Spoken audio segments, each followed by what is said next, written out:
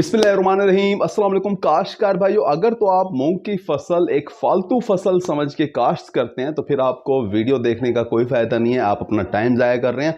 लेकिन अगर आप मूंग की फसल काश्त करके 25 से 30 मन फी एकड़ पैदावार यानी कि भरपूर पैदावार हासिल करना चाहते हैं तो वीडियो का आखिर तक देखना बहुत ज़रूरी है। काश्तकार भाइयों, मूंग की फसल किस तरीके से काश्त की जाती है, कौन सी वैरायटी काश्त करनी चाहिए, किस वक्त पानी लगाना चाहिए, कितनी खादों का इस्तेमाल करना चाहिए, ये सारी की सारी इन्फॉर्मेशन, ये सारी की सारी मालूमात आज की वीडियो में हम दे रहे होंगे।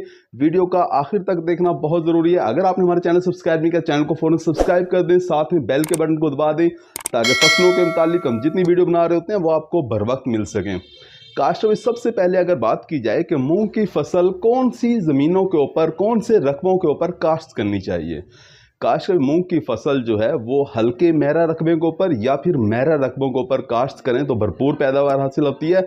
अगर आप इसे भारी मेरा ज़मीनों के ऊपर या इसे बहुत ज़्यादा ज़रखेज़ ज़मीन के ऊपर या इसे आप सेम ज़्यादा ज़मीन के ऊपर या कलराठी ज़मीनों के ऊपर काश्त करोगे तो कोई अच्छी पैदावार आप इससे हासिल नहीं कर सकोगे। काश्त में अगर ये बात की जाए कि मूंग की फसल कौन से मौसम में भरपूर पैदावार देती है तो मूंग की फसल अगर आप फरवरी मार्च के महीने के अंदर काश्त करोगे तो आपको भरपूर पैदावार हासिल हो रही होती है। अगर आप गंदम के बाद यानी अप्रैल मई जून जुलाई के महीने के अंदर अगर आप काश्त करते हैं तो आपको पैदावार कुछ कम हासिल होती है, क्योंकि मई जून जुलाई के अंदर जो फसल काश्त की जाती है यानी जो फसल गर्मियों में काश्त की जाती है उसके ऊपर फंगस वाली बीमारियों का हमला भी ज़्यादा होता है, उसके ऊपर कीड़ों का हमला भी ज़्यादा होता है।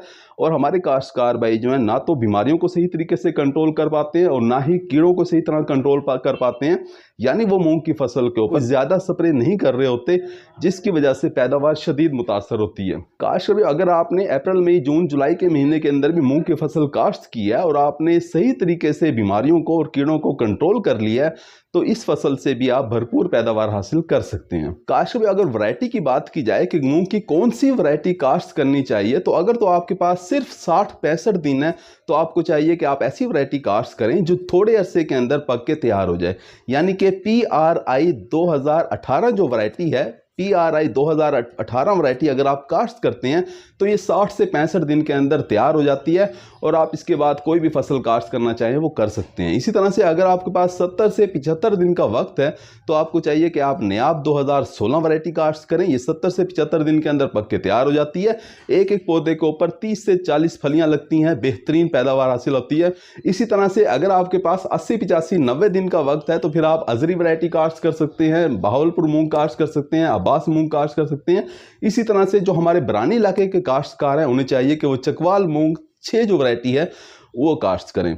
अगर तरीके काश्त की बात की जाए तो मूंग की फसल जो है वो छट्टे के ज़रिए वतर हालत के अंदर अगर आपकी ज़मीन है तो आप छट्टे के ज़रिए भी इसे काश्त कर सकते हैं, इसे आप ड्रिल भी कर सकते हैं। अगर आप लाजमी तौर पे चिकनी मेरा ज़मीन के ऊपर मूंग की फसल काश्त करना चाहते हैं, आपके इलाके के अंदर बारिशें भी बहुत ज़्यादा होती हैं, तो फिर आपको चाहिए कि आप पटड़ियों के ऊपर काश्त करें। काश्त में अगर शरय बीज की बात की जाए तो आपको मूंग का 15 से 20 किलोग्राम बीज फी एकड़ इस्तेमाल करना बहुत ज़रूरी है। इतना बीज अगर आप इस्तेमाल करते हैं तभी आप 25 से 30 मन पैदावार लेने में कामयाब होते हैं।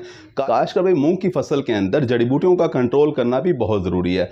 आप उगाव से पहले वाली जो जड़ी बूटियों वाले स्प्रे हैं वो भी कर सकते हैं और उगाव के बाद भी स्प्रे आप कर सकते हैं। काश्त में अगर तो आप छट्टे के ज़रिए मूंग की फसल काश्त कर रहे हैं तो फिर आपको शुरू में कोई भी जहर इस्तेमाल नहीं करना चाहिए। फिर आपको बाद में जब आप पहला पानी लगा रहे होते हैं यानी 20 से 25 दिन के बाद जब आप पहला पानी लगाओगे तो उसके बाद जो वतर आएगा उस वक्त आप स्प्रे करोगे। लेकिन अगर आप ड्रिल के जरिए काश्त करना चाह रहे हो तो आपने क्या करना है, पहले अपनी ज़मीन को तैयार करना है। आखिरी सुहागा लगाने से पहले आपने पेंडीमेथिलीन 1000 मिलीलीटर फी एकड़ के हिसाब से इसका आपने स्प्रे करवा देना। उसके बाद सुहागा लगाएं और उसके बाद मूंग का बीज जो है वो ड्रिल कर दें। लाइनों का फासला 1.5 फुट रखना है, पौधे से पौधे का फासला हम जो है वो 3 से 4 इंच रखते हैं।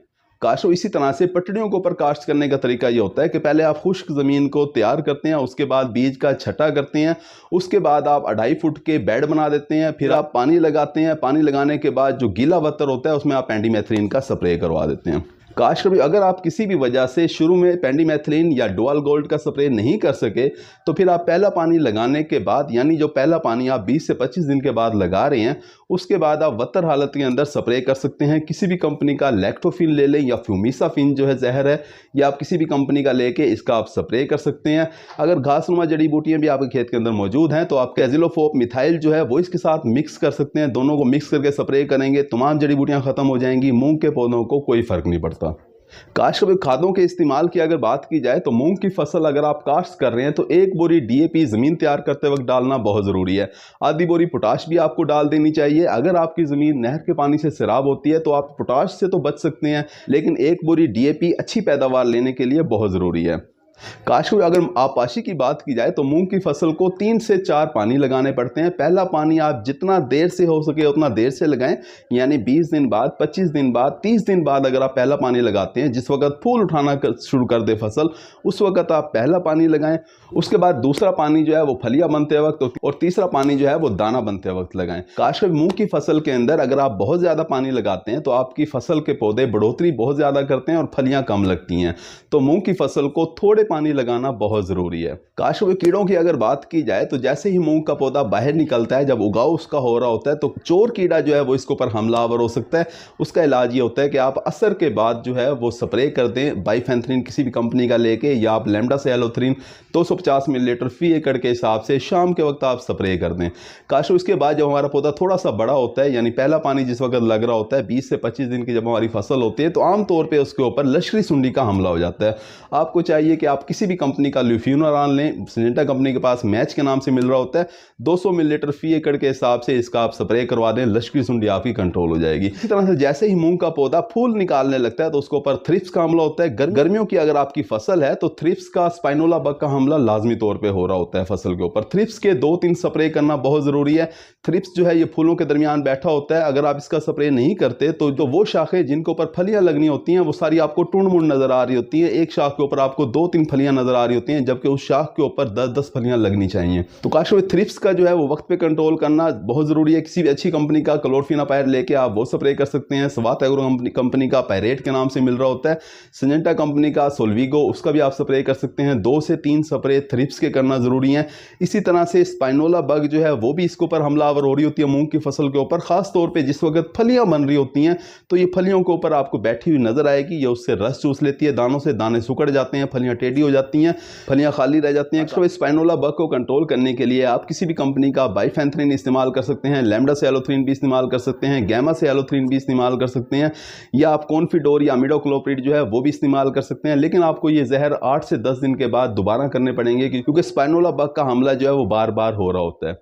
इसी तरह से गर्मियों की फसल के ऊपर अमेरिकन सुंडी भी हमला करती है, जिसके लिए किसी भी अच्छी कंपनी का एमोमेक्टिन का स्प्रे करना बहुत जरूरी है। सिंजेंटा कंपनी का प्रोक्लेम के नाम से मिल रहा होता है। 200 मिलीलीटर फी एकड़ के हिसाब से आप इसका भी स्प्रे कर सकते हैं। काश में बीमारियों की अगर बात की जाए तो गर्मियों की फसल के ऊपर फंगस वाली बीमारियां हमलावर हो रही होती हैं। इनसे बचाव के आप इस तरह से कर सकते हैं कि पहला पानी जिस वक्त आप लगाते हैं अपनी मूंग की फसल को, तो इसके साथ थायोफिनेट मिथाइल जो है 1 किलोग्राम फी एकड़ के हिसाब से वो आप फ्लड कर दें। उसके बाद जब आपकी फसल फूल उठा रही होती है तो उस वक्त आप डाइफिनाकोनाजोल जहर जो कि सिंजेंटा कंपनी के पास स्कोर के नाम से मिल रहा होता है, 100 मिलीलीटर फी एकड़ के हिसाब से आप उसका स्प्रे कर दें। इसी तरह से गर्मियों की फसल के ऊपर कोई एक आधी बारिश भी हो जाती है। जैसे ही बारिश हो तो आपको चाहिए कि आप डाइफिनाकोनाजोल और डॉक्सिस्ट्रोबिन का जो मिक्सचर मार्केट में मिल रहा होता है, एमिस्टर टॉप के नाम से सिंजेंटा कंपनी दे रही होती है, उसका आप स्प्रे करवा दें। तो काश वो इस तरह से फंगस वाले 2-3 स्प्रे करके, थ्रिप्स के 2-3 स्प्रे करके और स्पाइनोला बग के 2 से 3 स्प्रे करके आप मूंग की फसल से 25 से 30 मन पैदावार आसानी के साथ हासिल कर सकते हैं।